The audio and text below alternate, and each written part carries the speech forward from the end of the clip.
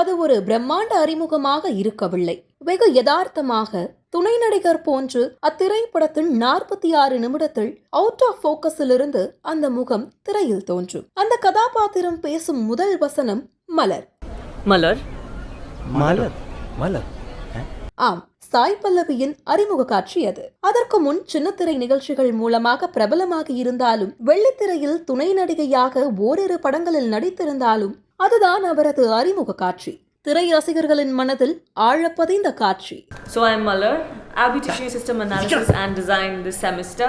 அல்போன்ஸ் புத்திரன் குறும்படங்கள் மூலம் தன்னை நிரூபித்தவர். அவர் இயக்கிய குறும்படங்கள் மூலம் கவனம் பெற்றவர்கள் விஜய் சேதுபதியும் பாபி சிம்ஹாவும். இருந்தாலும் தமிழ் மற்றும் மலையாள மொழிகளில் வெளியாகி சக்கை போட்ட நேரம் திரைப்படம்தான் அவரது முதல் முழுநீள திரைப்படம். நேரம் படத்தில் ஹீரோ நிவின் பாலி, ஹீரோயின் நஸ்ரியா. அந்த வெற்றியை தொடர்ந்து ஒரு சூப்பரான கதையை உருவாக்கினார் அல்போன்ஸ். நிவின் பாலி தான் ஹீரோ. படத்தில் 3 ஹீரோயின்கள். ஹீரோவின் பள்ளிக்காலம், கல்லூரி காலம், அதற்கு பிந்தைய வாழ்க்கை என 3 கட்டங்களாக நகரும் கதை. இந்த கதையில் கல்லூரியில் மாணவர்களோடு இயல்பாக பழகும் ஒரு ஆசிரியை.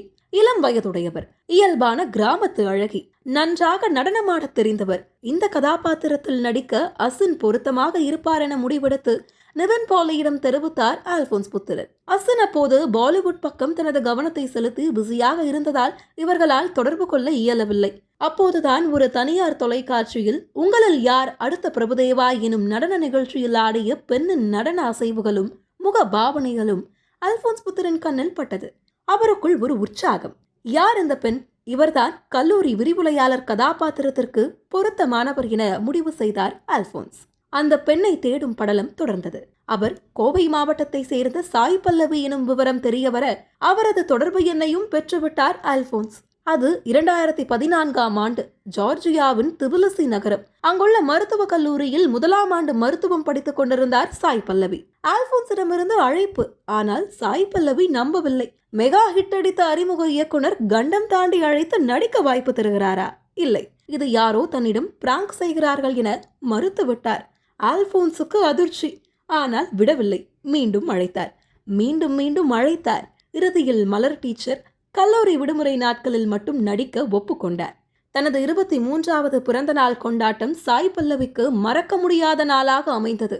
பிறந்த நாள் முடிந்து 20 நாட்களில் பிரேமம் ரிலீஸ். முதல் நாளிலிருந்தே ரசிகர்கள் மலர் டீச்சரை கொண்டாடி தீர்த்தனர். கேரளாவில் வெளியான ஒரு திரைப்படத்தில் தமிழ் பேசும் மலர் டீச்சர் கதாபாத்திரத்தின் அலை தமிழ்நாட்டிலும் வீசியது.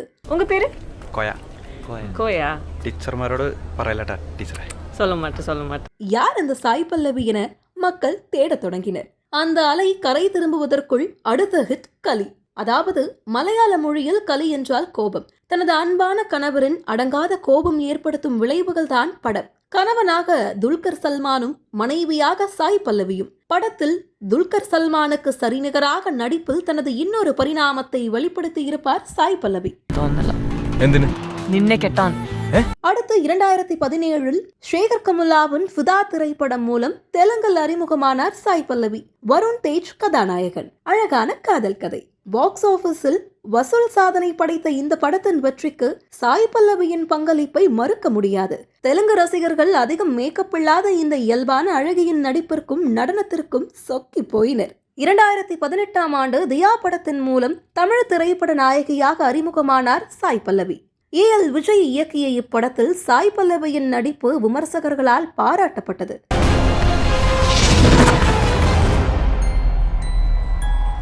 சாய் பல்லவி நடித்த முதல் த்ரில்லர் வகை திரைப்படம் அது.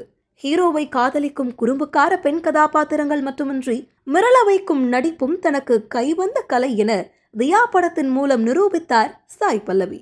நான் சொல்றது உனக்கு அதிர்ச்சியா இருக்கலாம். நம்பாம கூட போலாம். மாரி 2வில் அராத்து ஆனந்தியாக மற்றொரு மாறுபட்ட கதாபாத்திரம். அதனைத் தொடர்ந்து செல்வராகவனின் NGKவில் கணவன் மீது பொசசிவ் மிக்க மனைவி கதாபாத்திரம். உண்மையிலேயே நம்ம சுதந்திரம் பிரிட்டிஷ்காரவங்க கிட்ட இருந்து வாங்கி அரசியல்வாதிங்க கிட்ட கொடுத்திருக்கோம். கார்கி திரைப்படத்தில் சூழ்நிலை கைதியாக இருக்கும் பெண் நியாயத்தின் பக்கம் நிற்கும் கனமான கதாபாத்திரம் என தனது நடிப்பு பயணத்தில் அடுத்தடுத்த உயரத்திற்கு ஜெட் வேகத்தில் முன்னேறினார் சாய் பல்லவி. திரைத்துறைக்கு வந்த 13 ஆண்டுகளில் ஏனோதானோவென கதாபாத்திரங்களை தேர்ந்தெடுத்து அதிக எண்ணிக்கையில் படங்களில் நடிக்க வேண்டும் என்கிற எண்ணம் சாய் பல்லவியிடம் இல்லாததும் அவரது புகழுக்கு இன்னொரு காரணமாக அமைந்தது. தன்னுடைய கதாபாத்திரம் சும்மா ஆடி பாடி விட்டு செல்வதற்கு என்று இல்லாமல் பேசப்படும் பாத்திரமாக, நடிப்புக்கு தீனி போடும் பாத்திரமாக, தனது பரிணாமங்களை வெளிப்படுத்துபவையாக இருக்க வேண்டும் என்பதில் கவனமாக இருக்கிறார் சாய் பல்லவி. திரைத்துறைக்கு வந்த 13 ஆண்டுகளில் 20க்கும் குறைவான படங்களில் நடித்திருந்தாலும் 30க்கும் மேற்பட்ட விருதுகளை குவித்துள்ளார் சாய் பல்லவி. அறிமுகமான பிரேமம் திரைப்படம் முதல் இறுதியாக நடித்த அமரன் வரை அவருடைய நடிப்புக்கு விருதுகள் வாகை சூடி பெருமை கொண்டன. இதுவே இவரது நடிப்பு திறமைக்கு மிகச்சிறந்த சான்று. மலையாளம், தெலுங்கு, தமிழ் மொழி திரைப்படங்களை தொடர்ந்து நிதேஷ் திவாரி இயக்கத்தில் ஹிந்தியில் ரன்பீர் கபூருக்கு ஜோடியாக ராமாயணம் திரைப்படத்தில் சீதையாக நடித்துக் கொண்டிருக்கிறார் சாய் பல்லவி. கலை மொழிகளை தாண்டி அனைவருக்குமானது என்பதை இதற்கு முன் பல கலைஞர்கள் நிரூபித்திருந்தாலும் தமிழ் மொழி பேசும் மலர் டீச்சராக மலையாள படத்தில் அறிமுகமாகி தமிழ் படமான அமரனில் மலையாளியாக நடிக்கும் வாய்ப்பை சாய் பல்லவிக்கு அவர் நேசிக்கும் கலையே வழங்கியிருக்கிறது. விரைவில் சீதையாக திரையை அலங்கரிக்க உள்ள சாய் பல்லவிக்கு இனிய பிறந்தநாள் வாழ்த்துக்களை தெரிவித்துக் கொள்கிறது பிரைம் டாக்கீஸ்.